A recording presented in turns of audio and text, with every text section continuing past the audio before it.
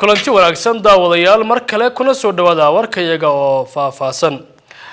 aan ku bilaabay magaalada Muqdisho ee caasimadda Soomaaliya waxaa shir jaraa'id wada jir ugu wada qabtay madaxweynaha Jamhuuriyadda Soomaaliya Maxamed Cabdullaahi Farmaajo iyo gudoomiyihiisa casilay Maxamed Sheekh Cismaan Jawaari waxay kaga hadleen iscasilaadda gudoomiyihii hore ee baarlamaanka iyo xaaladda siyaasadeed ee Soomaaliya wariyaha telefishinka RTN uga soo warantay magaalada Muqdisho Nimca Maxamed Bashiir ayaa ka waramaysa Maxamed Sheekh Cismaan Jawaari gudoomiyaha golaha shacabka oo qayb ka ahaa khilaaf siyaasadeedkii hareeyay xildhibaanada baarlamaanka ayaa sheegay in xilkii hoggaanka golaha shacabka ee uu hayay uu bariyo Arbacada dib ugu celin doono xildhibaanada baarlamaanka waxa uu tilmaamay inuu u tanaasulay danta guud iyadoo aysan jirin cadaadis iyo faragelin shisheeye oo uu la kulmay 73 jirkan oo muddo 5 sano ah soo hogaaminayay baarlamaanka Soomaaliya ayaa ku baaqay in wadajir looga shaqeeyo danta dadka iyo dalka lagana fogaado wax walba oo dib u dhac u keeni kara dawladda curdanka ee muddada halka sano ah kamid ahaa hoggaankeeda sare iyo talooyinkii badnaa iga soo gaarayay muddadii azmad ay socotay dhammaan wixii talooyin aad soo gudbinayseen waxaan ka soo qaaday hal erey oo ah war hala kala roonaado ayaa ku soo koobteen talada shacbiga soo gudbiyay intaasan ka qaatay saadaradeed ayaan go'aan uga gaaray in aan xilhayntii golaha shacbiga aan u haay inaan hadii aan yiraahdo berito oo Arbacada ah maalinta Arbacada 12 bisha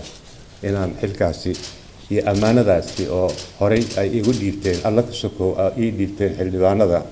golaha shacabka inaan ayaga u celiyo berito hadii ay bixid waa laga maarmaan shacbigeena in loo naxo ma qaadi karo shacbigeena in martaa murugo badan iyo dhibaatooyin badan lagu sii eego ma qumana saadaradeed waxaan go'aansanay in arintaasi aan uga roonaano waxa kale oo aan rabaa in aan martaa kulligooda ku baraarujiyo ama xusuusiyo Soomaaliya iyo dawladnimada Soomaaliyeed annagoo dhan way naga wada weyntahay mar walba waxa weeyaan waa dawlad curdan nahay in loo naxo in martaa la taakuleeyo in mar walba wixii wax ka soo gaaraya in martaa shakhsi ahaan wixii ah la hilmaamo danta guud iyo wanaaga guud ee Soomaaliya in laga raaco ayaa laga maarmaan ah ma aan doonayno in dhibaatooyinkii laga soo baxay muddooyinkii ku meel gaarka ah iyo arrimihii gulihii in lagu noqdo iyo gulihii aan gaarnay oo la baabi'iyo waa arrin aan loo adkeysan karin marna aan yeeli karin arrinta kale oo aan waligay ilaa Agoosto bishii Agoosto 2012 markii xilka golaha shacbiga la dhiibay arrimaha mabda ah aan ku adkeysanay oo marka ilaa hadda aan ku adkeysanay waxay tahay in aan mar walba iska ilaalino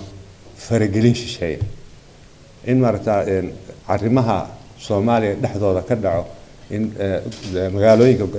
magaalo madaxyada dalalka aan dariska nahay in loo aado arrintaasi ma ogolin wixii mushkil ah waxaanu leenahay golo shacbi oo shacbiga ka wakiil ah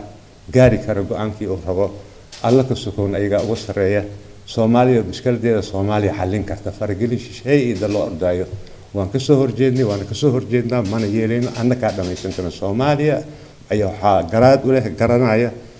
shacbiga Soomaaliyeed iyo wakiiladiisa dawladdiisa iyo madaxdiisa madaxweynaha Jamhuuriyadda Soomaaliya Maxamed Cabdullaahi Farmaajo oo soo dhaweeyay go'aanka geesinimada leh ee gudoomiye Jawaari uu ku soo afjaray khilaafkii hareeyay baarlamaanka iyo xukuumadda ayaa sheegay inaysan jirin wax shuruudo oo ku xiran go'aanka xilka degista ee uu qaatay gudoomiye Jawaari waxa uu tilmaamay inay waajib tahay in la xaqiijiyo himilooyinka shacabka Soomaaliyeed waxaan u mahadcelinayaa mudane Maxamed Sheekh Cismaan Jawaari oo runtii dalka u soo shaqeeyay in ka badan muddo 50 sano ah xilal kala duwan u soo qabtay mudane Jawaari waa oday Soomaaliyeed waa khabiir dhanka sharciga ah in badan dawladnimada Soomaaliyeed waqti aad u farbadan galiyay go'aanka uu qaatay waa mid taariikhi ah